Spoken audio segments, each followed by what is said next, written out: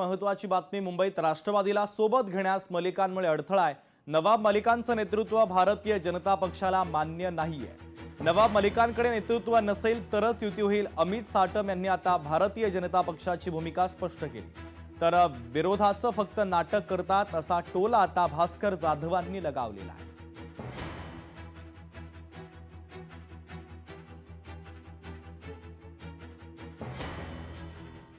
भारतीय जनता पार्टीची ही ठाम भूमिका आहे की जर राष्ट्रवादी काँग्रेस पार्टीचं नेतृत्व हे नवाब मलिकांकडे असेल तर नवाब मलिकांच्या नेतृत्वाखालील राष्ट्रवादी काँग्रेस पार्टीबरोबर आम्ही कोणत्याही प्रकारची युती करणार नाही। नवाब मलिकांचं नेतृत्व नसेल तर राष्ट्रवादी काँग्रेस पार्टीबरोबर युती करण्यास आमचा कुठलाही विरोध नाही, परंतु नवाब मलिकांचं नेतृत्व हे भारतीय जनता पार्टीला कदापि मान्य नाही आणि नवाब मलिक बरोबर कोणत्याही प्रकारचे संबंध भारतीय जनता पार्टी ठेवणार नाही। नवाब मलिकांच्या नेतृत्वात राष्ट्रवादी जर लढणार असेल तर राष्ट्रवादी बरोबर भारतीय जनता पार्टी कदापि जाणार नाही। ज्या नवाब मलिकांवरती दाऊद बरोबर हसीना पारकर बरोबरचे आरोप आहेत, ज्या आरोपांना आम्हीच स्वतः ज्याच्यावरती आरोप केले होते त्यांच्याबरोबर त्यांच्या नेतृत्वात जाण्याचा प्रश्नच उद्भवत नाही। अजितदादांनी त्यांचं मुंबईचं नेतृत्व बदललं तर निश्चितपणे आम्ही त्यांच्याबरोबर जाऊ।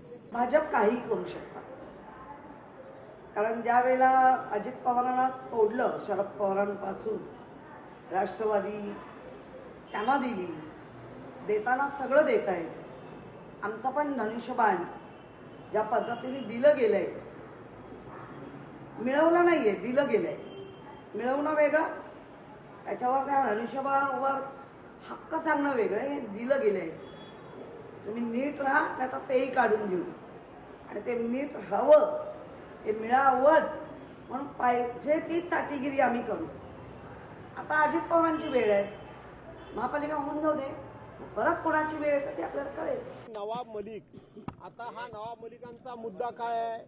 बॉम्बस्फोट कधी झाले? आणि नवाब मलिकांना त्या ठिकाणी बॉम्बस्फोटाच्या आरोपीचे बरोबरी कधी ठरवलं?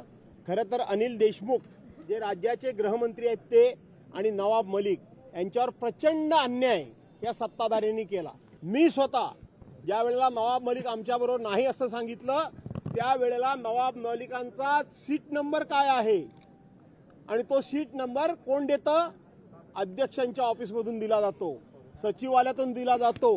त्यावेळेला मी ते बघितलं की नवाब मलिकांना इकडे जरी बसायला लावलं असलं तरी सत्ताधारी पक्षाच्या बाजूलाच नवाब मलिकांचा सीट नंबर होता। याचा अर्थ की हे लोकांना वेडे समजतात आणि वेडे बनवतात। लोकशाही मराठी ऐका, पहा, जागरूक रहा।